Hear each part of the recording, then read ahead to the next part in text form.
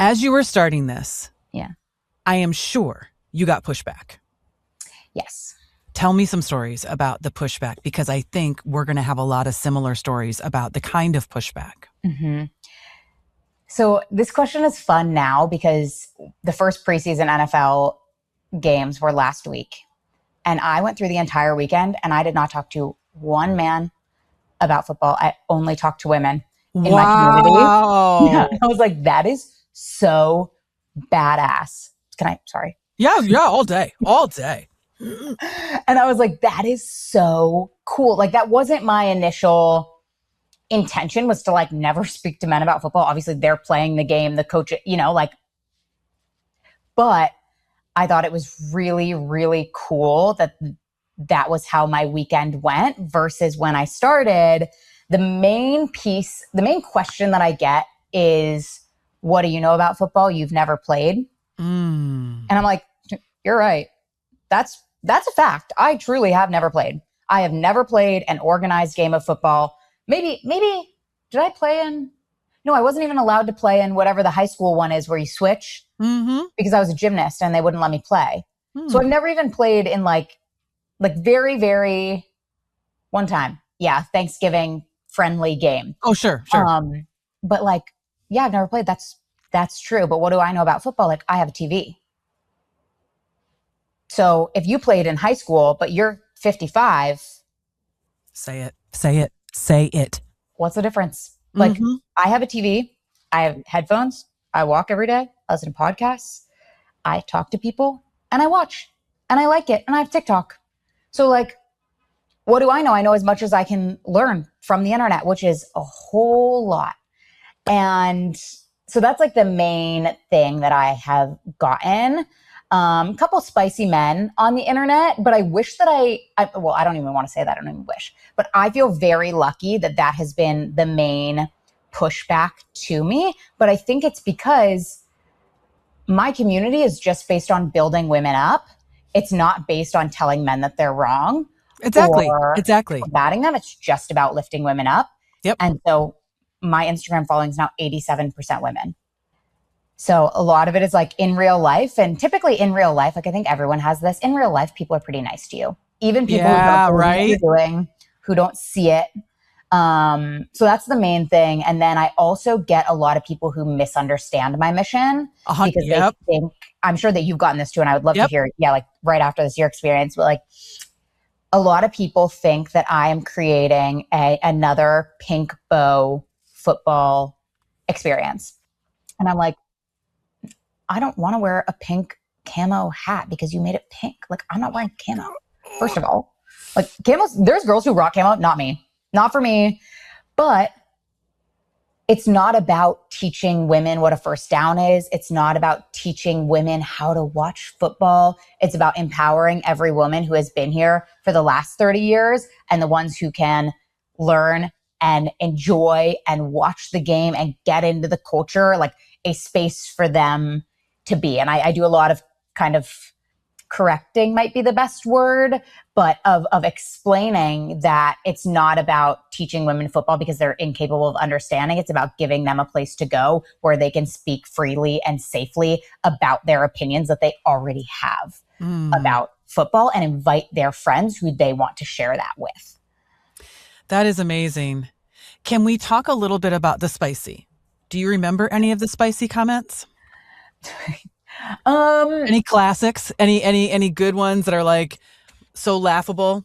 Well, this one guy, like the other day, he started fighting with someone in my comments, this like other woman, and the woman was kind of fighting back, which I was like, this is funny. And but then he like called her a 5-head, and I was like, is that all you have? Like, is that all you have? Is just like calling a woman a 5-head?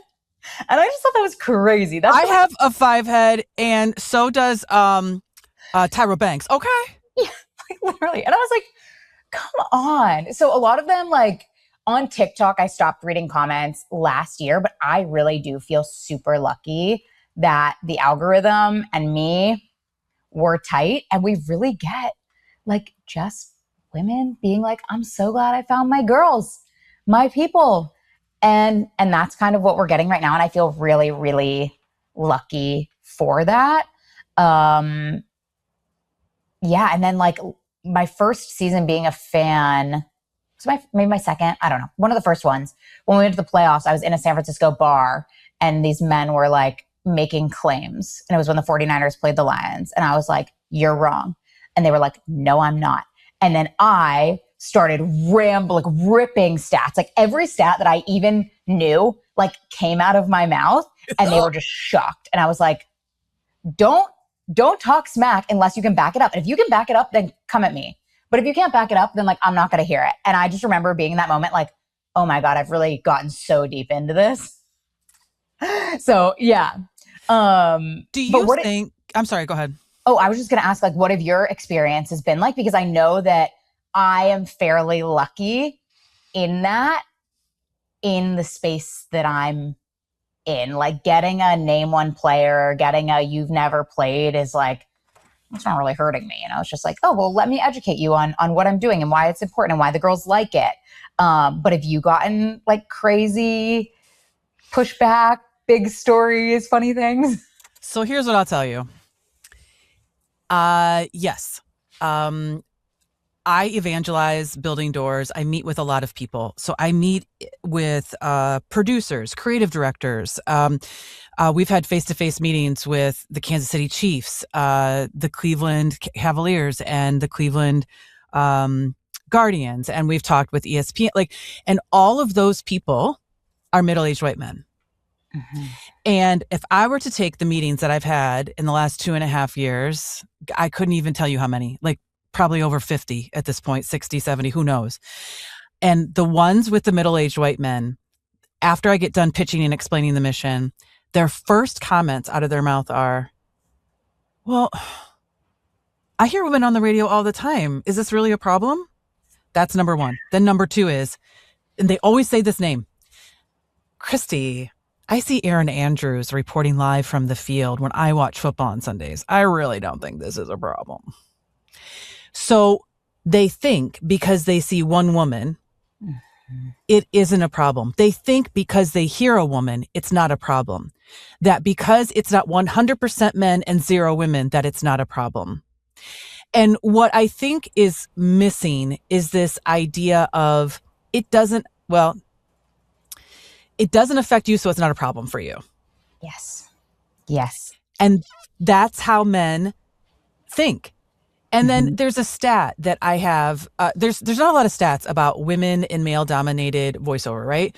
And so I've started to create my own. I've started to go out and grab it. And let me rephrase that, because what I just said was create my own data. No, I'm not creating my own data. I want to make sure I'm clear on that. Collect.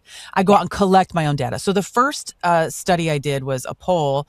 I got about 200 voice actors to participate in this poll, and it was 48% men that replied, and the rest were women. So it wasn't terribly lopsided in terms of gender.